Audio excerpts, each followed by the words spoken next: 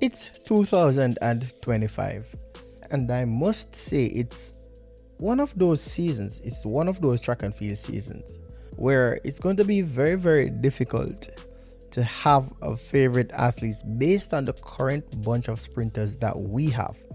Right now, we are currently favored with 5 of the best sprinters to have ever walked this planet. We have Shelly-Ann Fraser-Pryce, ShaCarri Richardson, Elaine Thompson-Herah, Julian Alfred, Shericka Jackson. All are still competing. Now, there are just 3 spots to be taken: gold, silver, and bronze. And considering the caliber of the sprinters that are involved here, it promises to be an epic showdown this year if everyone qualifies for the Tokyo World Championships. But who is going to come out on top? That's the big question. Now, let's look at Shelly-Ann Fraser-Pryce, who is considered to be the GOAT of female sprinting by almost everyone in the game. Now, Shelly-Ann is faced with a situation where she has been down for 2 seasons based on injury issues, and also Shelly-Ann Fraser-Pryce is in the closing chapter of her career. And I think because of these issues, Shelly-Ann Fraser-Pryce is coming out there with a certain desire, a certain intention, and I think her only intention for this World Championship year is to go out there and strike another goal.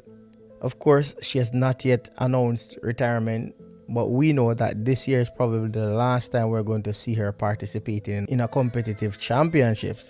So for her, the stakes are very, very high. She's going to try everything to do her best out there to make that final mark. Remember, she's now writing something in the history books, and of course she'd want it to be a positive one. She definitely wants to win a gold medal for this one. Now let's move over to the double Olympic champion Elaine Thompson-Herah. She's in a very, very similar situation like Shelly-Ann Fraser-Pryce.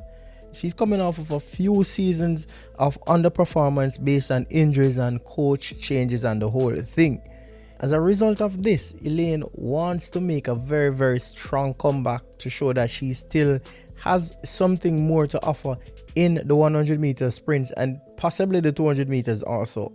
Like Shelly-Ann Fraser-Pryce, Elaine Thompson-Herah is climbing up the age calendar, and very soon she too will be walking out of the track and field arena. So this puts her in a very precarious situation this year. It's going to be a do or die one for Elaine Thompson-Herah. Now that she has a brand new coach, everyone is watching to see what is it that she'll bring to the table. Everyone is wondering, can she replicate a little bit of 2021?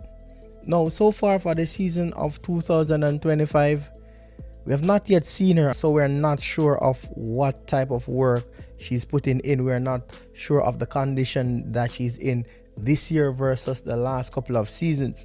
But Elaine, like everyone else, is hoping that this year is the comeback because she's still the fastest woman alive. So of course, everyone would like to see her fit and in a good condition where she can put up some serious competition. Now for ShaCarri Richardson, there has always been a level of uncertainty. In spite of the talent that ShaCarri has, ShaCarri is one of the most promising sprinters in 2025. I'm one of those people who personally think that ShaCarri Richardson has some serious potential to go really, really fast. Probably as fast as Shelly-Ann Fraser-Pryce or even Elaine Thompson-Herah. I'm seeing some star power in ShaCarri Richardson where she can achieve a lot more than we are seeing right now in 2025. Now, ShaCarri Richardson won the World Championships in 2023, beating both Shelly-Ann Fraser-Pryce and Shericka Jackson. Now, that was somewhat unexpected based on her performance in the semi-final of that World Championships, where she was not one of the automatic qualifiers but had to wait to make it into the finals. She was placed in one of the outer lanes and she shocked the stadium. She destroyed both Shelly-Ann Fraser-Pryce and Shericka Jackson in an insane 10.65 seconds, her fastest time to date. Fast forward to 2024. ShaCarri Richardson was somewhat the favorite going into the World Championships to win that 100 meters again, based on the fact that Shericka Jackson was not looking too good, and of course Shelly-Ann Fraser-Pryce had some serious concerns about her based on the number of races that she would have done for the entire season leading up to that Paris Olympic Games. Now, we saw where Julian Alfred came in, did her thing, stamped her dominance, upset ShaCarri Richardson, and took the gold medal. Now, in 2025, that will be something in the forefront of ShaCarri Richardson's mind. She's going to be concerned with Julian Alfred, and not just Julian Alfred. She's now thinking about 3 other athletes who could make a very, very powerful impact any given day.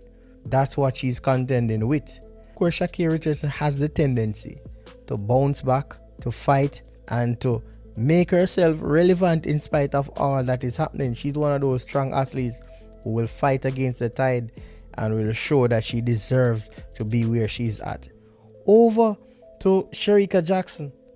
Shericka Jackson is also one of the most promising athletes currently running. Like ShaCarri Richardson, we think that probably in 2023 was her best chance of winning both the 100 and 200 meters. That could have been a missed opportunity because she may not be able to get back to that kind of form again.